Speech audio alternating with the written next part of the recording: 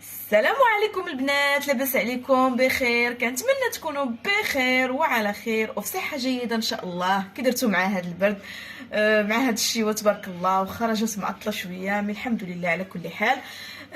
كيف كتعرفوا البنات، هاد الوقيته ديال البرد، الله يدوزو على خير، الله يجيب الشفاء لاي واحد مريض وكندعيو ليه ديما بالشفاء ان شاء الله. المسلمين اجمعين ان شاء الله. في هذه الوقيته، الناس، اغلبيه الناس واللي عنده وليداتو هذه كيمرضوا بهذا البرد. هاد الوقيته ديال الرواح وديال السعال والزكام. اليوم ان شاء الله جبت لكم واحد الوصفه، وجيت نشارك معكم واحد الوصفه اللي هي زوينه بزاف وزوينه بزاف، وشي حاجه اللي زعما كتعطي نتيجه دابا اغلبيه الناس عندهم هذيك الكحه او السعله، اللي كل واحد كيفاش كيقول لها. كتجربي بزاف ديال الدوايات والسيرويات وما كتبغيش تحيد هذيك السعله. الا جربتي ان شاء الله هذه الوصفه ما تبقاش فيك وغتبراي ان شاء الله. فبلا ما نطول معاكم، بقاو معايا نقول لكم هاد الوصفه شنو فيها. عندي هنايا القرفه اللي مدقوقه، عندي هنايا سكينجبير او الزنجبيل، عندي هنايا الخرقوم او الكركم طري هذا مطحون. عندي بالنسبه هنا الكميه عندي معلقه صغيره، معلقه صغيره. وهنا تقريبا العسل على حسب الحلاوه، يعني خديت انا معلقه كبيره هنا ديال العسل الحر. لا ما عندكش العسل الحر تقدري تستعملي العسل العادي. وعندي هنا انا خديت واحد الكميه ديال كاس بالنسبه لفرد واحد، انا خديت كميه كاس واحد، يعني كاس واحد ديال الحليب على حسب شحال ديال الناس. لك انا هنا غندير الوصفه على حسب فرد واحد. المهم عندنا الحليب هنايا، كاس ديال الحليب عادي نفيضوه فوق البوطه ان شاء الله، وعادي نكمل معاكم. من بعد البنات ما فيضت الحليب اللي عندي، كنخوي في الكاس تشوفوا صافي. كندير هذيك المعلقه ديال القرفه،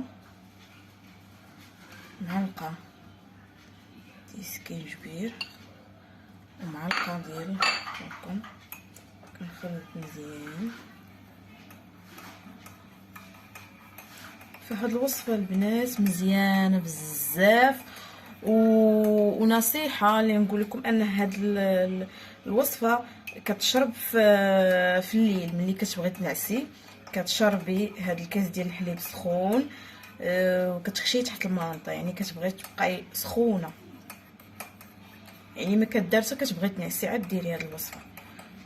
وبالنسبه هاد الوصفه ما يعني تقدري تعطيها للاطفال ديالك اكثر من 6 سنوات، يعني هاد الوصفه ما نعطيوهاش للدراري صغار بزاف، عامين 3 سنين، يعني تقريبا من 6 سنين الفوق تقدري تعطيها للاطفال ديالك.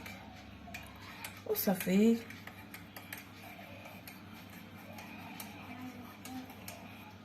يعني شي حاجه اللي ما تضركش ومفيده وما فيهاش شي حاجه اللي صناعيه، او شي حاجه ما عارفاهاش شناهي كتشربيها ما عارفاش شناهي، منش مصنوعه. صافي وكنديروا العسل ديالنا وكنخلطوه مزيان صافي حتى كيذوب لينا هذاك القرفه وهذاك السكنجبير والكم حتى كيذوبوا.